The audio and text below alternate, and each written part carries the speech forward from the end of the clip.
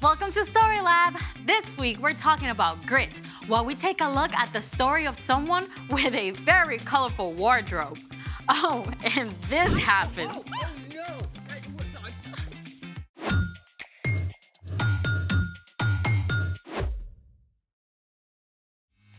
Hey, I'm Amaya, And I'm Zeke. and we are here to talk about grit. I think there's some confusion about what grit really is. Well, grit Is is... grit a delectable breakfast dish from the American South? No, grit is actually... Grit is refusing to give up when life gets hard. Yes, and you need grit whenever you're facing any kind of difficult challenge. Like when you're learning how to do something new, like riding a bike or a skateboard. Or when you're dealing with a hard subject in school like social studies. Yeah, or science or art. Art's not hard. It is if you're not an artist. True. Sometimes you need grit just to get through everyday life. Also true. So let's put that to the test with today's super cool experiment that uses both science and art. It's magic milk. 1, 2, 3. Let's make it! We're making magic milk. Tell them what we've got here, Zeke. Of course, we've got a glass pie plate, food coloring, dish soap, cotton balls, and of course, the milk. All right, so the first step into turning this regular milk into magic milk is to... The first step is to open the bottle. Here, you need some help. No, wait, no, I got it. Here, I got it. just I got it. I got it. Oh, no. Wait. I am so sorry. It's okay. There will be no crying over this. We are refusing to give up. Yeah, grit. Paper towels, please? Oh, yeah. Ah, resourceful. Okay, so magic milk. Step 1, pour a small amount of milk. All right, is that good? Looks good to me. Step 2, squeeze drops of food coloring into the milk. Do you need any? No, it's fine, I just... What is wrong with you?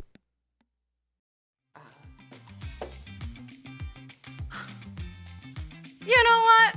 Let's just skip this whole thing. It's time The for... story. No. Keep going. Fine, you do it. Step 2, squeeze food coloring into the center of the milk.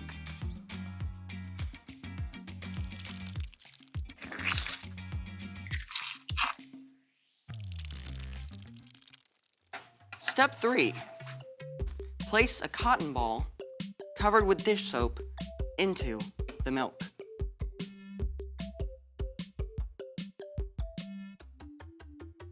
Whoa. Nice. Let's get that again. You want to know why it happens? Go on.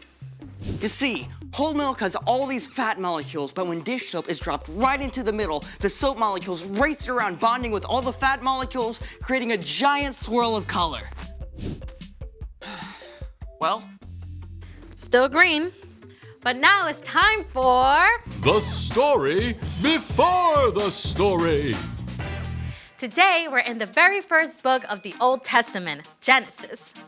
God created the whole amazing world, but people turned away and broke their relationship with God.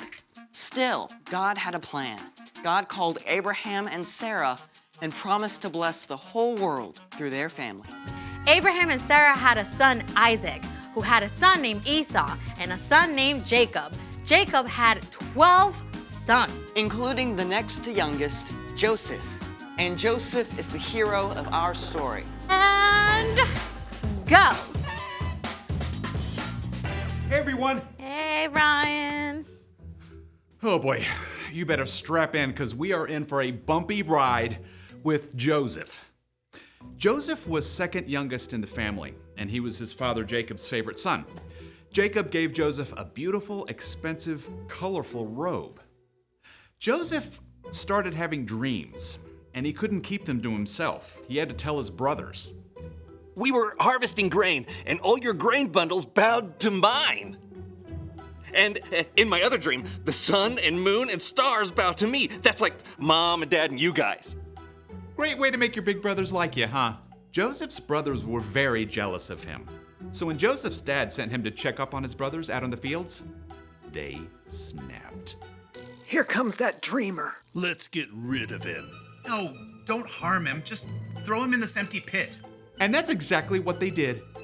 They threw him in a pit. They were still deciding what to do with Joseph when a group of traders heading for Egypt showed up. Let's sell him to these traders. Joseph was sold by his very own brothers. His brothers even lied and told their father Joseph was dead. No way. Can you imagine? Joseph was a teenage kid on his own in a foreign country, sold into slavery. He was sold to a man named Potiphar, captain of the king Pharaoh's guards. Joseph didn't know anyone, didn't speak the language. He could have given up, but God was with him, even in Egypt. Joseph worked so hard and did so well that over several years he gained Potiphar's trust. Eventually, Potiphar put Joseph in charge of his entire estate. Things were finally looking up for Joseph, until they fell apart. Again. Potiphar's wife was sneaky, and she wanted Joseph to do something wrong. When he refused, she threw a tantrum! He tried to hurt me! Throw him in prison! Now, Joseph was on his own, enslaved in a foreign land, and in prison. Yeah, it was time for him to have an epic pity party, right? I mean, that's probably what I would have done. But Joseph was still growing. He'd come a long way from that overconfident kid who had boasted to his brothers. God was with Joseph, even in jail. Joseph still worked hard, taking care of chores, helping other prisoners. The man who ran the jail was so impressed he put Joseph in charge of everything. One day, 2 brand new prisoners arrived, straight from the royal palace. The Pharaoh's royal baker and his official drink taster. Joseph made sure they were comfortable. Well, as comfortable as you can be in jail. But one morning, both of these guys showed up at the breakfast table looking pretty upset. Why do you look so sad today? We both had dreams. But no one can tell us what they mean. Only God knows what dreams mean. Tell me what you saw. Ah, now we're back to where we started, right? With dreams. The drink taster told of seeing a vine that budded and grew bunches of grapes. And then the drink taster squeezed the grapes right into Pharaoh's cup. Pharaoh will release you from prison and give you your job back. Yes! When he does, please put in a good word for me. Well, after this, the baker was excited to hear about his dream, where baskets of bread sat on the baker's head and birds ate the bread. Pharaoh will release you from prison and have you killed. What? That's pretty awful news to have to give someone. But it happened just as God had revealed to Joseph. In 3 days, the baker was killed. But the drink taster was released from prison and given his job back. Now the drink taster will remember to tell Pharaoh about me and I'll get out. So, you think the drink taster remembered? Yep. Nope. So, Joseph was still stuck alone, in a foreign land, in prison, forgotten. But even then, God was with him. The end. For now. Wait. You can't leave us hanging like that. Yeah, things got better for Joseph, right? Well, I don't want to give the whole story away, but spoiler alert, God used Joseph in a big way. And fast forward hundreds of years later, God would use Joseph's family to bless the whole world through Jesus. But none of that happened right away. So, what's our part in the story? Well, just like for Joseph, there are going to be days when things don't work out neatly for us. Maybe you missed the bus. Or you spill the milk. Or food coloring explodes on you.